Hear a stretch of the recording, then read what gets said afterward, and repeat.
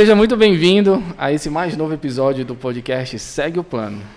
Hoje aqui com a gente, Idean Alves, assessor de investimento, empresário, sócio e chefe de mesa de operações da Ação Brasil Investimentos. Cara, foda, né? Rapaz, Escritório credenciado a XP. E mais uma vez, André Gonçalves. Lá vem.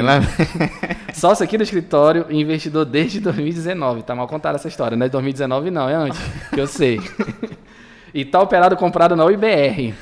Seja o que Deus quiser. Caramba. Bora montar uma carteira aí no final. Dean, seja bem-vindo, Dean. Bem-vindo, Idean. Muito obrigado, Ricardo. Muito obrigado, André, pelo convite. É um prazer estar aqui. Espero poder ajudar a responder algumas e especialmente a uma pergunta do podcast. Porra, top. Então bora pra pergunta, André.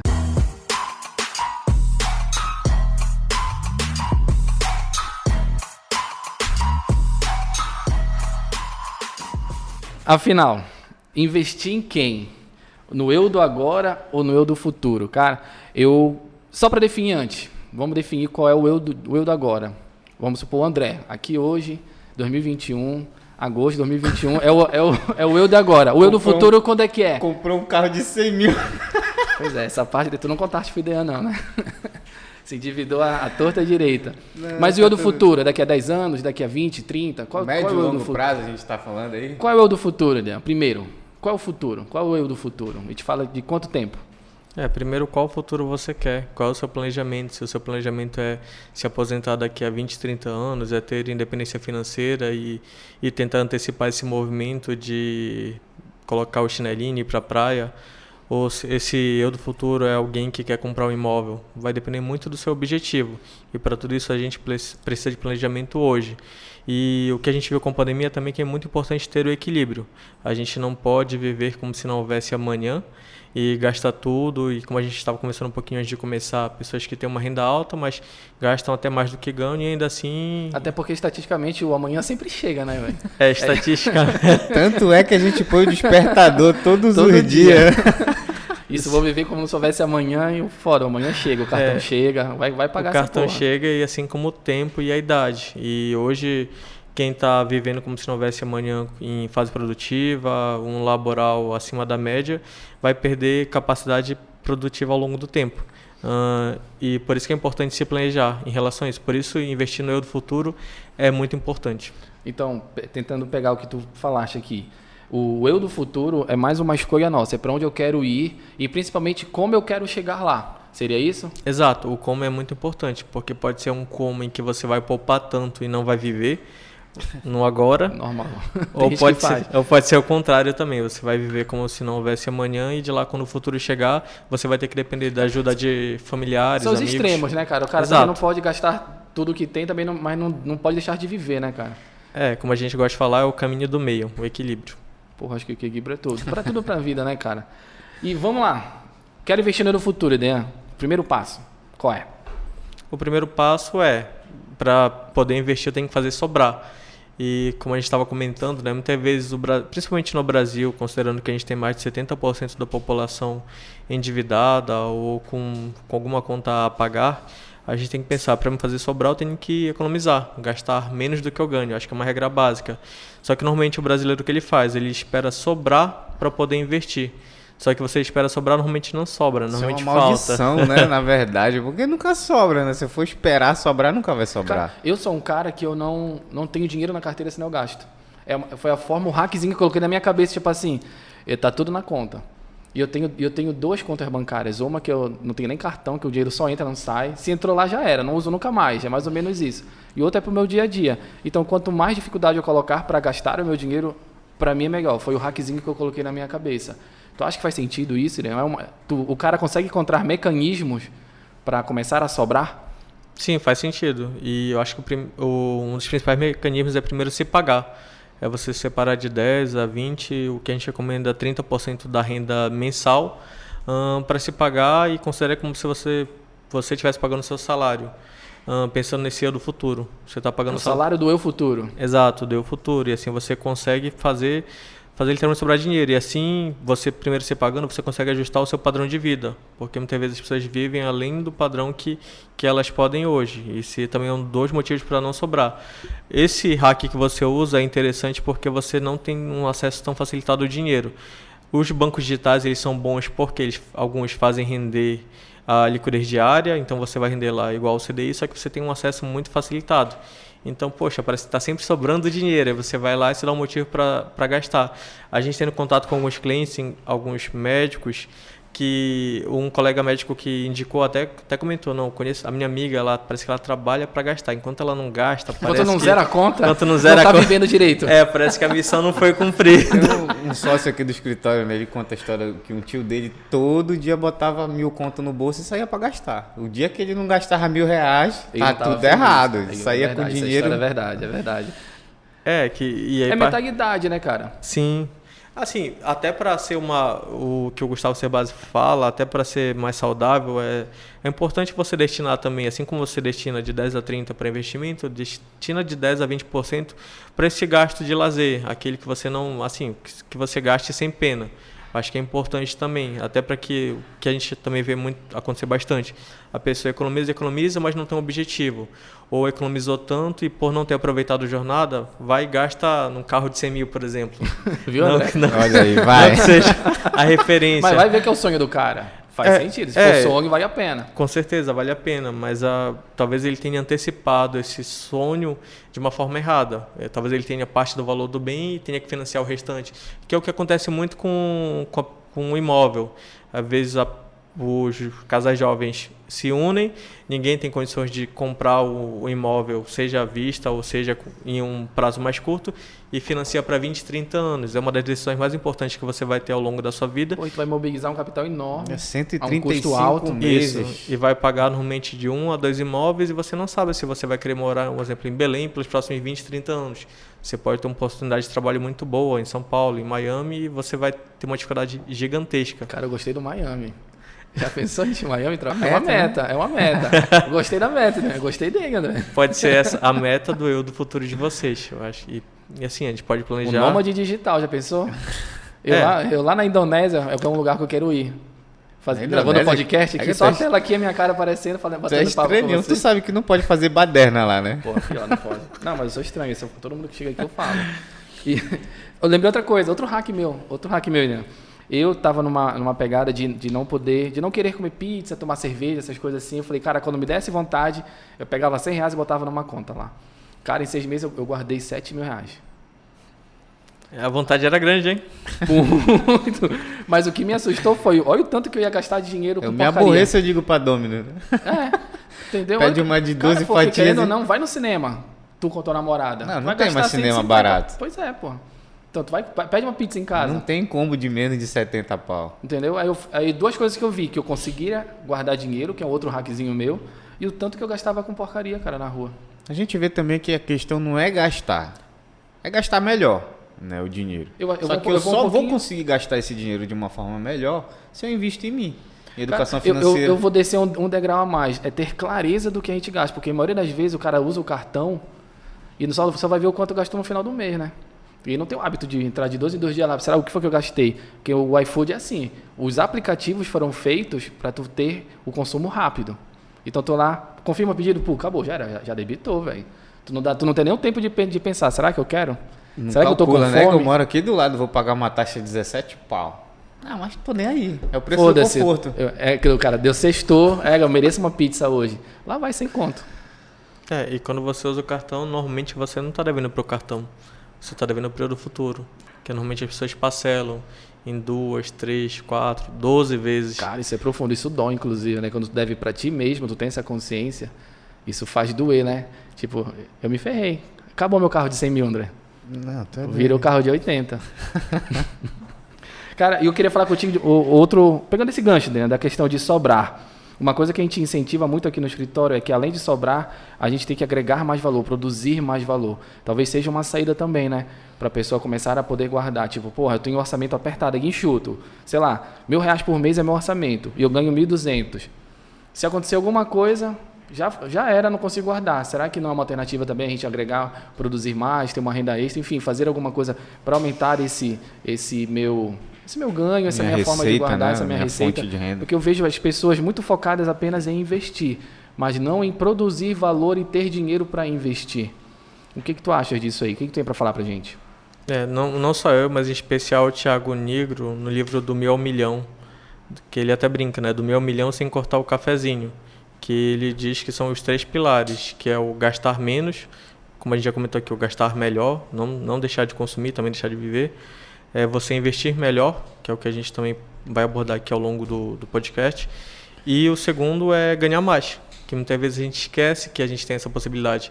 Porque a maior parte da população, como diz bem a placa, vende, 97% foram que desistiram e vendem, não que seja bom ou ruim, mas vendem hora. Então você está limitado a sua jornada de trabalho. Agora, quando você pensa em ter, um exemplo, nos Estados Unidos, o que é mais folclórico, vender limonada, ou no Brasil, vender brigadeiro, querendo ou não, você está agregando uma renda extra.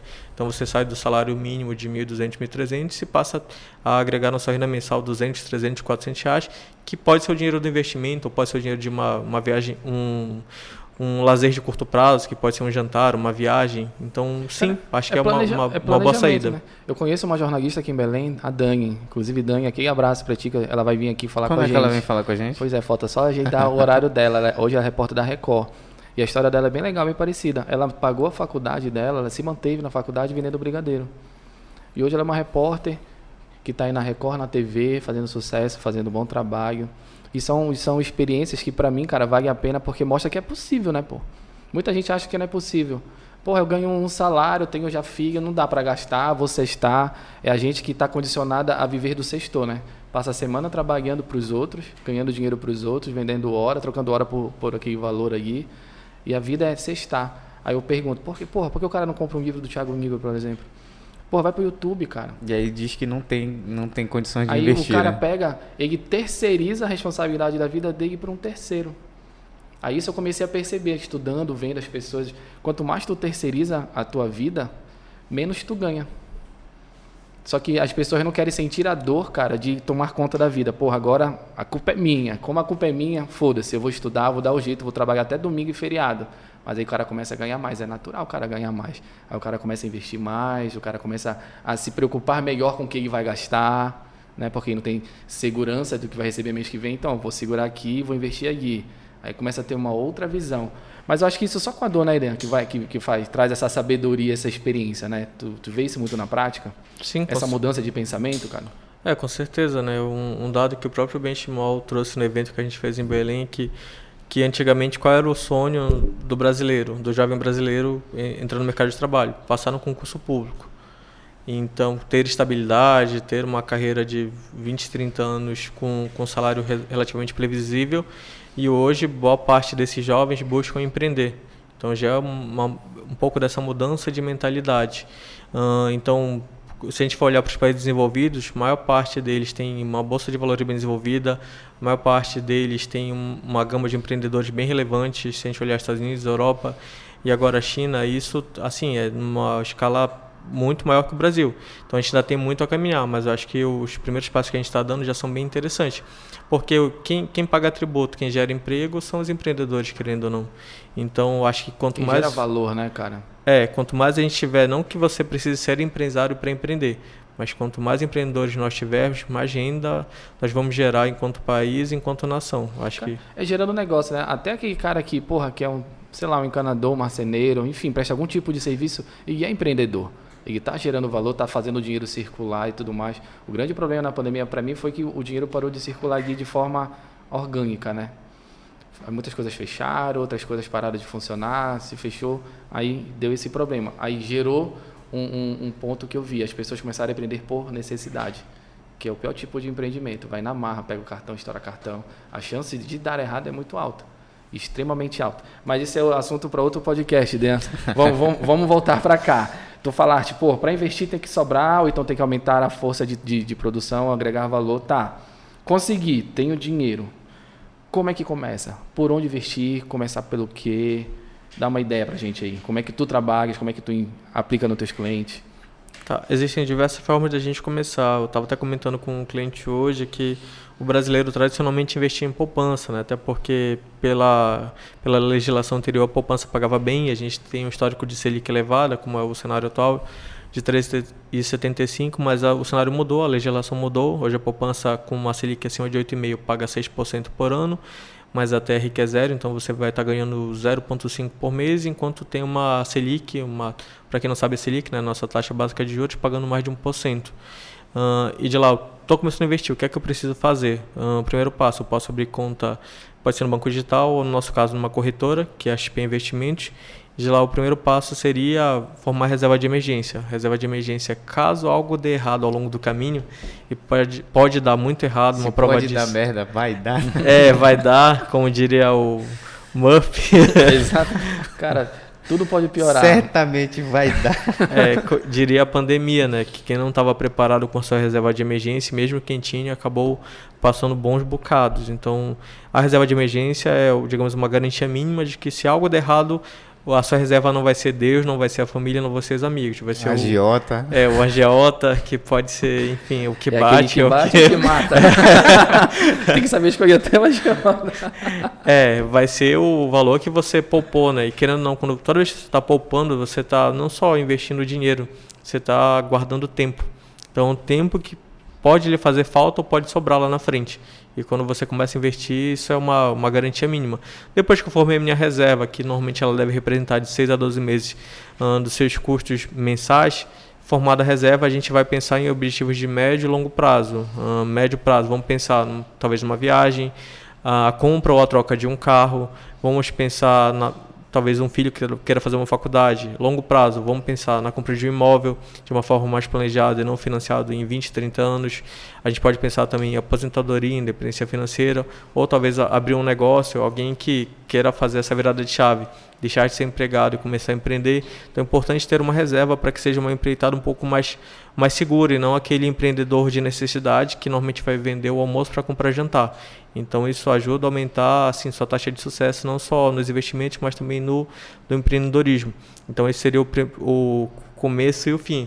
Mas como a gente comentou, o como ele é muito importante. Se você está formando essa reserva, o ideal é que essa reserva tenha segurança e liquidez, que você consiga resgatar a qualquer momento e que ela renda de preferência acima da Selic e acima da inflação. Estou pensando no investimento de médio e longo prazo, o que o mercado financeiro ele faz?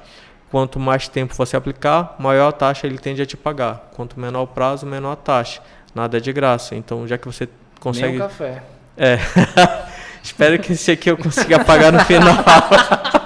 Vai fazer um trade no final e tentar pagar ao vivo aí. Vamos ver se vai dar certo aí. No YouTube dá muito certo. No YouTube, os caras só estão de carrão.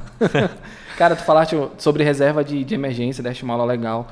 Aí eu queria, num ponto bem controverso, vamos dizer assim. A gente vê muito por aí as pessoas entrando em conflito em questão de valor. Qual o valor da reserva de emergência final?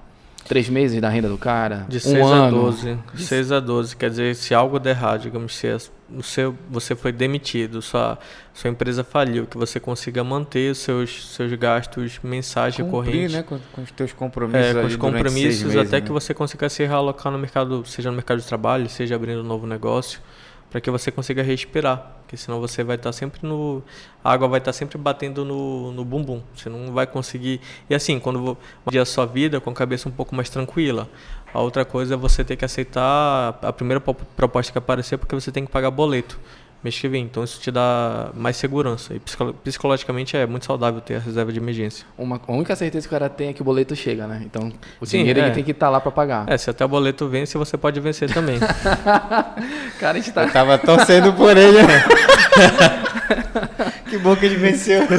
E diz uma coisa, para quem está começando assim, eu posso começar a fazer minha reserva de emergência e ao mesmo tempo investir numa previdência, numa carteira, ou eu tenho que necessariamente criar minha reserva para depois subir o degrau, subir o nível e começar a pensar em outros tipos de investimento?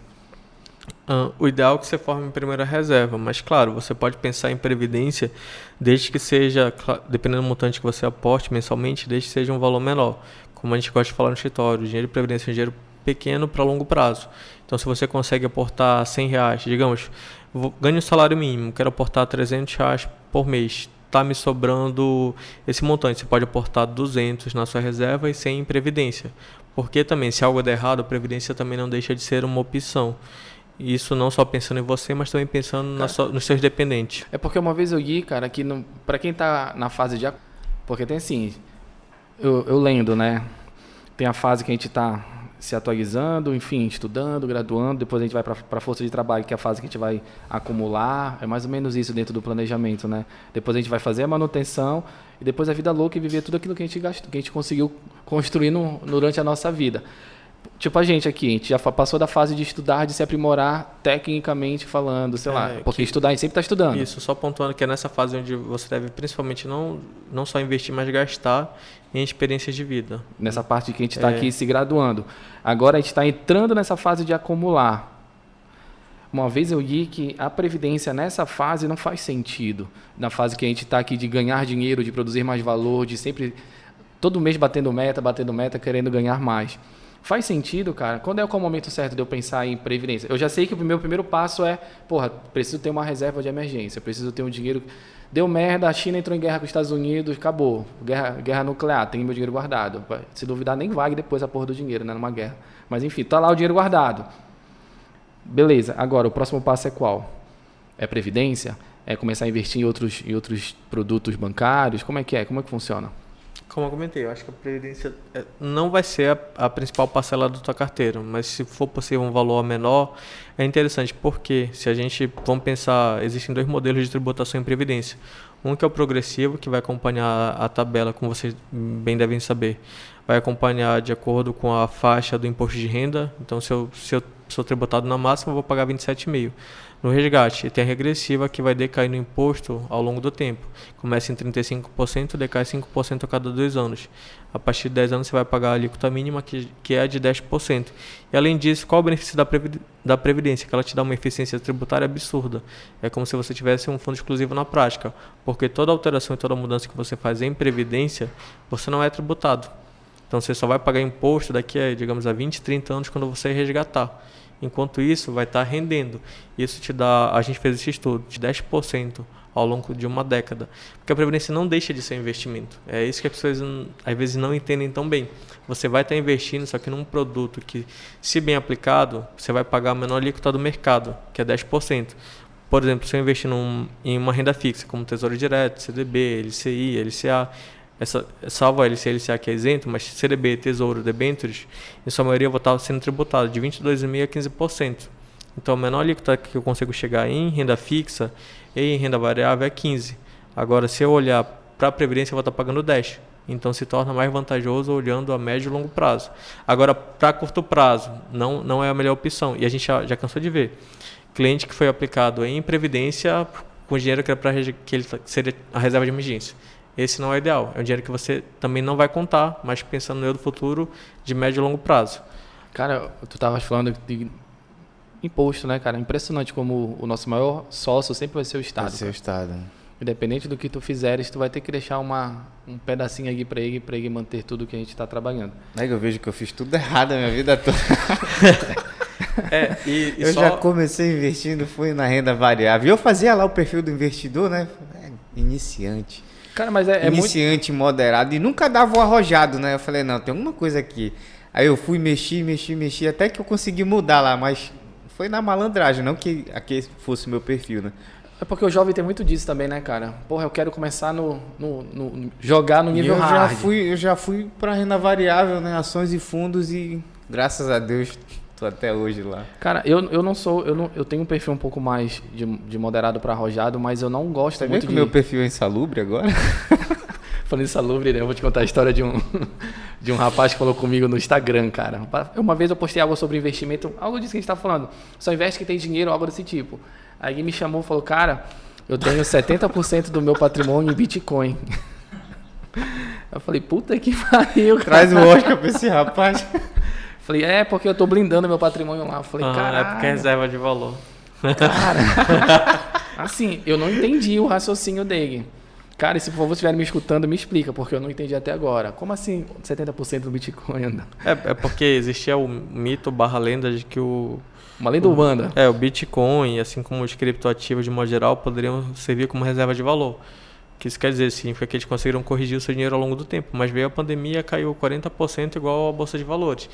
Então, a ideia de reserva de valor não se aplica às moedas de modo geral.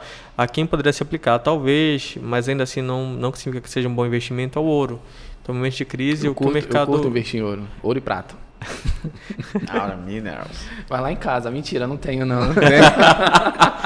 Qual o endereço? Quando tu descer da Vitória, tem um cara te esperando. É mentira, viu?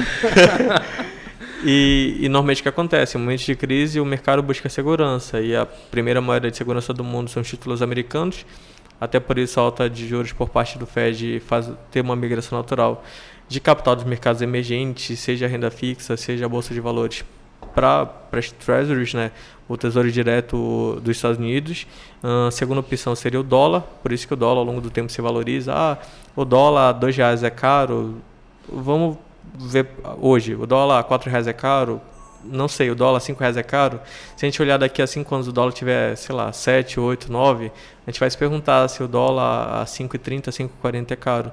Mas ao longo do tempo ele tende a se valorizar. Agora, olhando para o Bitcoin, não tem como. Você coloca a sua reserva de valor, que deveria corrigir ao longo do tempo, perde 40% e isso cai por terra. Acho que o que se atribui a Bitcoin e criptoativos é muito o valor do intangível. É o quanto cada um aceita pagar e a oferta e demanda. Então, se tem mais gente querendo comprar, vale mais. É a lei natural do mercado, né? Tem mais gente querendo vender, vale menos. E o exemplo que eu sempre gosto de trazer é a crise que foi uma das primeiras crises que a gente teve na Era Moderna, que foi uma época que chegaram a acreditar valor de tulipas, o montante de uma casa. Então, você conseguia trocar uma casa por uma tulipa. Hoje, vocês acham que uma tulipa vale o valor de uma casa? Tu trocaria o teu apartamento da casa por uma tulipa? Por uma tulipa? Que porra, provavelmente não. Até que em algum momento chegaram à conclusão de que não valia nada. É a diferença entre preço e valor, né, velho? Às vezes as coisas estão tão valorizadas que valem tanto, mas depois passa, igual. Olha, eu estava ouvindo outro podcast que eu vi. No boom da internet dos anos 2000, teve gente avaliando a empresa por número de acesso. A gente vem para um momento recente aqui, tem gente avaliando a empresa pelo número de pessoas cadastradas. Os streams, por exemplo. Aí tu vê aí Disney, Netflix com um monte de gente, mas as ações tudo caindo. Então, não dá para brincar com o mercado financeiro, né? Era onde eu queria chegar. Tu ir tem gente que investe só lendo notícia, né? Só lendo as headlines aqui. Empresa tal deu lucro tal, mas, porra, qual é o histórico dessa empresa? Nunca vi um balanço da empresa. Não sabe nem ler balanço, porra. Não sabe nem ler um balanço de bobear. Não é verdade? Então, pra mim, cara, de tudo que a gente conversou até agora, é um ponto básico, inclusive para tudo na vida. Para tudo na vida, né? Eu colocaria educação, mas já que você tocou no assunto, só para pontuar a diferença entre preço e valor. Preço é o que você compra, valor é o que você leva. Perfeito. Pode ter algo que é muito valioso para você, que para mim, em tese, por ter um valor pessoal muito grande, para mim não vale nada, você atribui um valor maior. Idem, o contrário pode ser verdadeiro. Eu posso te vender o meu celular que, vamos lá, o preço pode ser 10 mil, só que... Não, na verdade eu quero te vender esse celular de 10 mil por 2 mil. Esse é o preço. Só que o valor a gente sabe que é um valor maior. 10 mil. Então, isso vale para tudo na vida. Então, quando a gente tem essa noção bem clara, e o mercado financeiro nada mais é do que o casamento e o descasamento entre preço e valor. Então, se você está comprando uma ação porque você estudou o balanço, fez o dever de casa e acha que ela pode valer muito mais do que estão pagando hoje, você vai pagar, um exemplo, X hoje, porque você sabe que o valor real dela é 2, 3x, que em algum momento o mercado vai pagar. A grande questão é o tempo, que a gente não tem como mensurar isso. E todas as variáveis que existem. Pô, ninguém pensou numa guerra da Ucrânia, pô. Guerra da Ucrânia, pandemia... Então são variáveis que a gente nem sabe que existem, né? Que surgem do nada. Isso. Tudo isso tem que botar na balança. É por isso que eu acho absurdo o cara começar... Tipo, eu comecei isso também, vamos começar na bolsa. Porra, que tu tá cavalo mais da tua cabeça, velho. Não, é fácil ganhar dinheiro. Tu tá doido, É bicho. muito fácil. Joga no bicho que é melhor. A moda agora, Ideana, é nem jogar no bicho. É aposta. É aposta esportiva, né? Eu tenho uma galera assim, cara, eu ganhei dinheiro no jogo tal. Falei, porra, cara, joga no bicho que é melhor. Ajuda a economia local, pelo menos, porra. E como a gente incentiva os pequenos comércios. Como a gente gosta de falar no mercado. Se você ganhou por sorte, você também vai provavelmente perder por azar. Porque você não sabe o que você fez. Não sabe. Às vezes, eu gravei um vídeo agora recente sobre eu gosto de investimento, o cara falando no ciclo da alta. Todo mundo no ciclo da alta eventualmente vai ganhar dinheiro. Sim. Aí a gente descobre quem é bom no ciclo da baixa, porque tudo na vida é cíclico, né? Tem momento de alta e vem as crises para se ajustar, depois sobe de novo. a gente descobre quem é quem no ciclo da baixa, né? Tipo, veio a pandemia, todo mundo fechou. Tu é sardinha, tu é tubarão. Será que tu aguenta, sabe? Será que tu ganha dinheiro no momento da baixa mesmo? Eu não sei nem como é que ganha dinheiro na baixa, porque se na baixa tá todo mundo perdendo. Tem como ganhar dinheiro na baixa? Compra, eu vi, não, oportunidade baixou, eu compro, porque eu sei que uma hora vai subir. Mas isso na teoria ainda, né? Agora na prática tem empresa aí que caiu até agora não voltou. Tô amargando o prejuízo daquela ação lá. Tem previdência minha aí, que eu tinha uma previdência, cara, caiu, tombou, né? Não é que ela não caiu, ela tombou. Tô amargando o prejuízo de 50% na UIS. Olha aí, te abraça com ela e vai embora. Eu não consigo me desfazer da ação. Cara, eu me separo logo. Porque eu acredito que um dia ela vai se recuperar.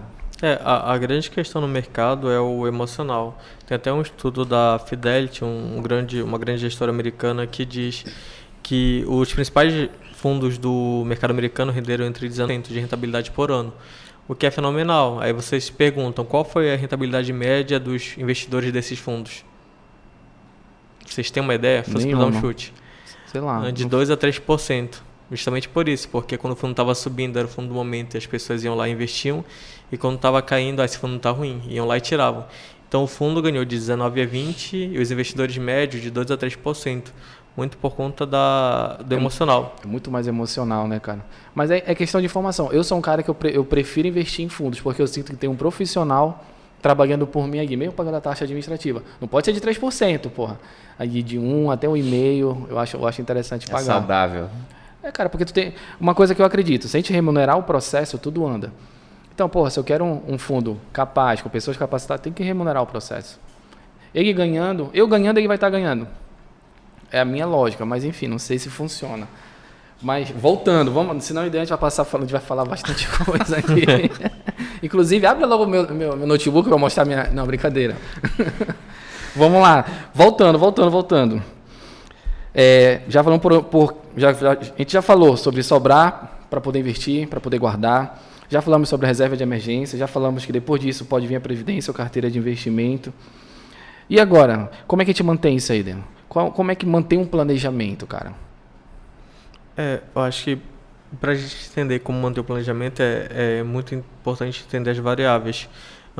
A gente brinca que a fórmula do dinheiro, sei lá, do sucesso financeiro, de modo geral, é com base em 3 pilares. Um é o tempo, que é igual para todo mundo, seja em 24 horas, seja daqui a 10, 20, 30 anos. O segundo é o volume de aporte, que isso depende muito mais do seu trabalho, do seu esforço, da sua disciplina em poupar mensalmente e investir. E o terceiro é a taxa. E o nosso trabalho, o trabalho do assessor de investimentos, o trabalho do mercado financeiro, entra justamente aí, em encurtar. Se você tinha um planejamento para daqui a 10 anos se aposentar, a gente pode tentar fazer isso em 7, 8 anos. Tu vais otimizar, tu como assessor, tu otimiza essa taxa aí, sempre tentar achar o maior possível no momento. Exato, tenta otimizar para que você consiga o mesmo objetivo em um menor tempo. Então, é sempre importante ter bem claro essas variáveis.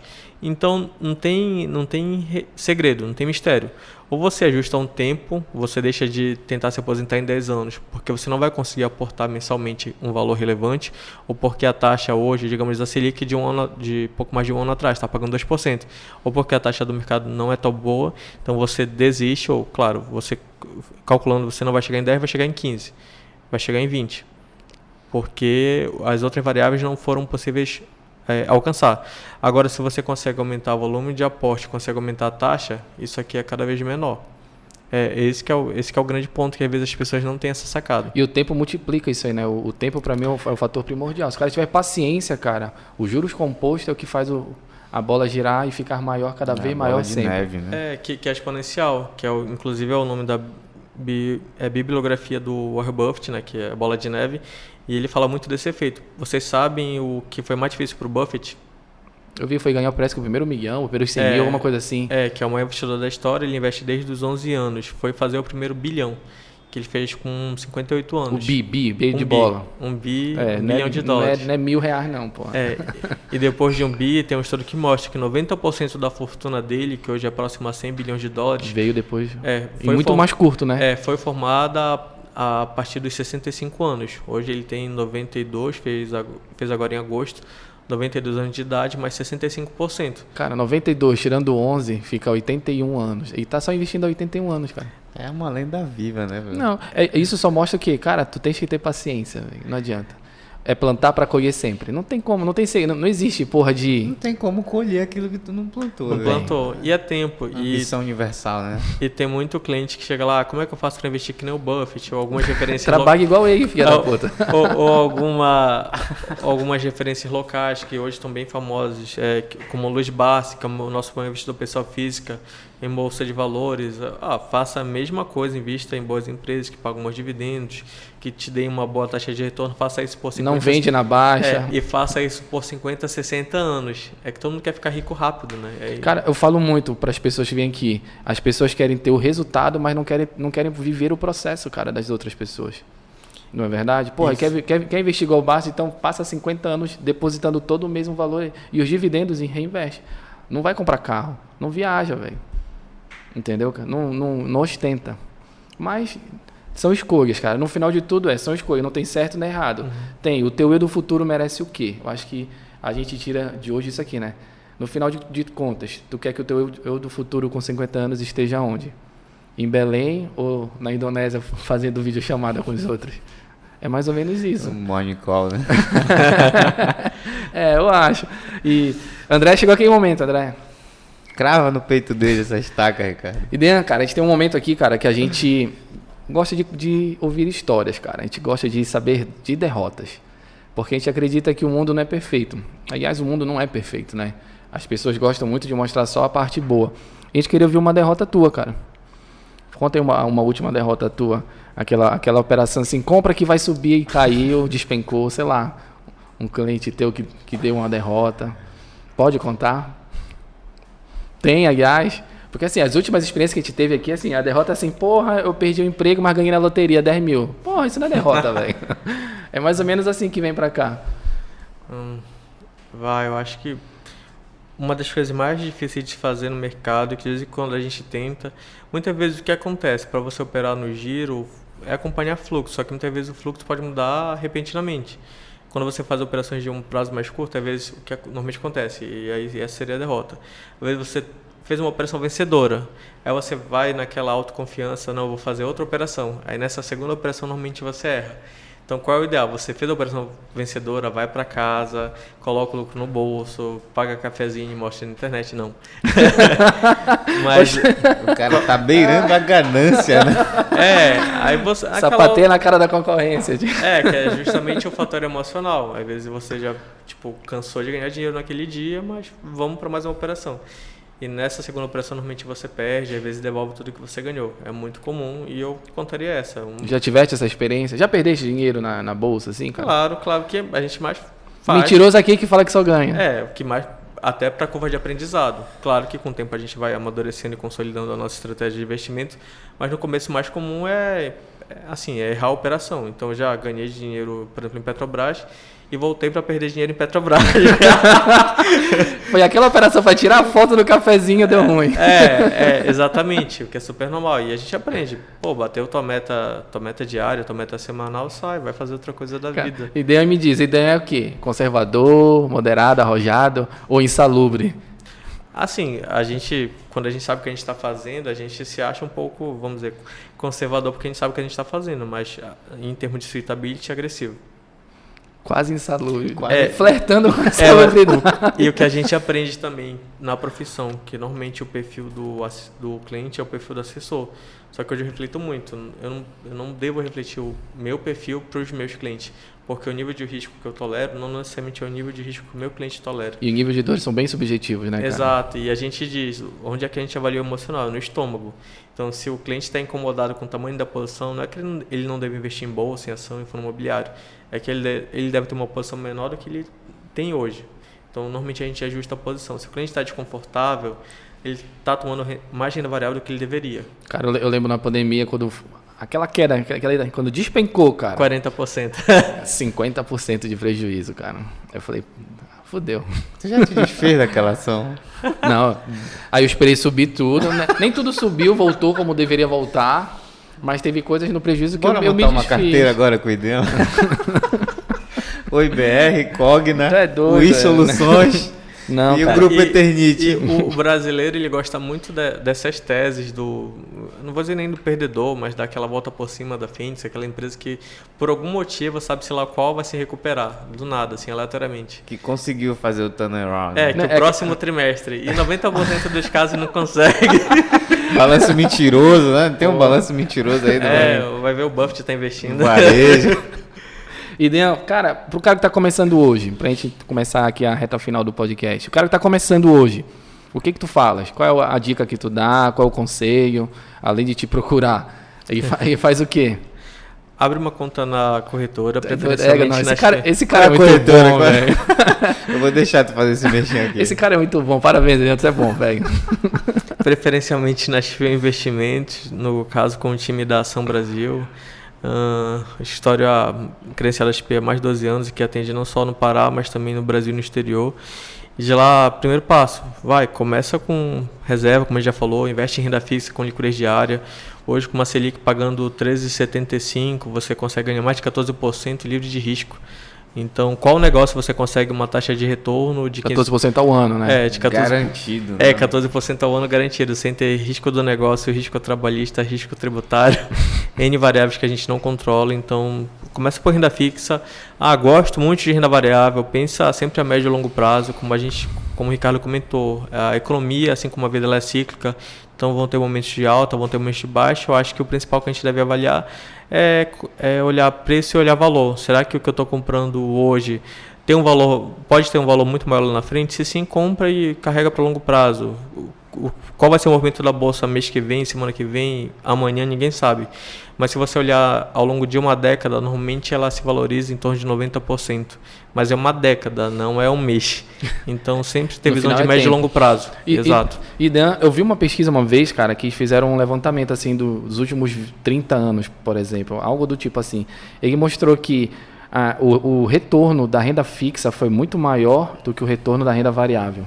Tu já viste algo desse tipo, cara? Que eu achei interessante porque, assim, em 30 anos, cara, talvez faça mais sentido eu ficar só na renda fixa, porque na média ponderada, o que rendeu mais em 30 anos? Nesse estudo que eu vi, foi a renda fixa. Tipo, ganhou, sei lá, por uns 10% na frente, alguma coisa assim.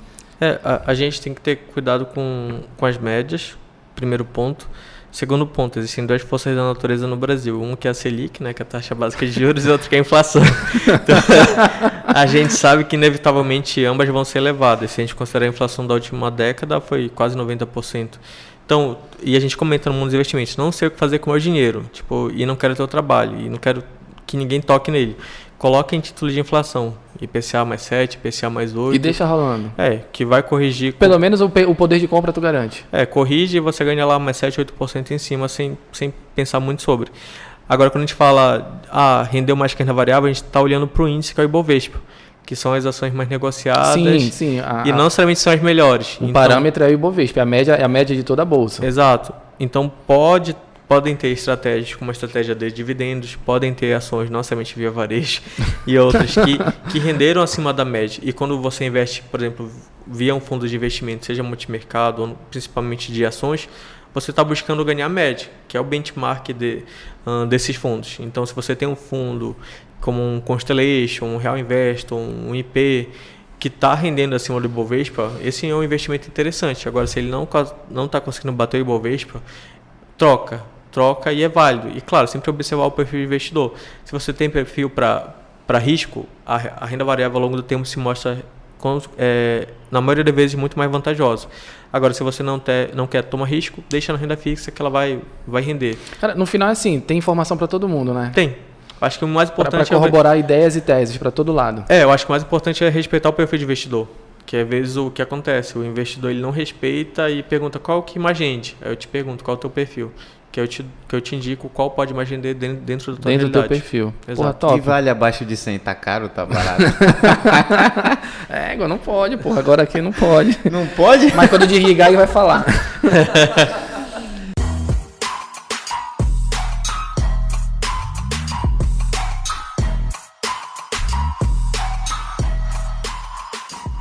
Cara, Edian, porra, muito obrigado, cara. Deste uma aula aqui pra gente.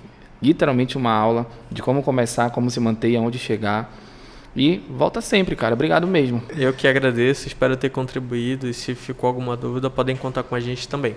Pô, falando em dúvida, como o pessoal te acha na internet, lá no Instagram? É tu mesmo que fala, né? Eu pergunto pra todo mundo. Tem gente que mede outras pessoas pra responder, cara. Sim, sou eu que respondo. Mete um robozinho. Não, o perfil é pessoal, profissional, mas majoritariamente profissional. O arroba é Idean Alves. Idean Alves, aí tem algumas matérias, alguns vídeos, a gente tenta ter um cunho mais educativo também e sempre que você a gente está contribuindo para a imprensa também. Então, o cara mandar um alô, quero criar minha reserva de emergência, opa, vem aqui tomar um café. Pode mandar alô, que não só eu, mas assim também como todo o time da Ação Brasil tá disposto a atender. Então, fechou. Então, já sabem, compartilhe isso aqui com um amigo, com o amante, sei lá, namorado, sei lá, quem tu quiser, compartilhe isso aqui. Isso incentiva muito a gente a produzir cada vez mais, né? Com certeza. Inclusive, a gente está pensando em virar semanal. O Gerson já me olha torto aí, viu, Gerson? Eu quero que seja semanal, Gerson. No dia que virar semanal, Gerson, eu também. A gente vai sair para tomar uma. Eu e tu vamos gravar. Não? Não? Então já sabem, por enquanto ainda dia 1, 10 e 20 todo mês. E é isso, André. Obrigado de novo, como sempre. E abraço.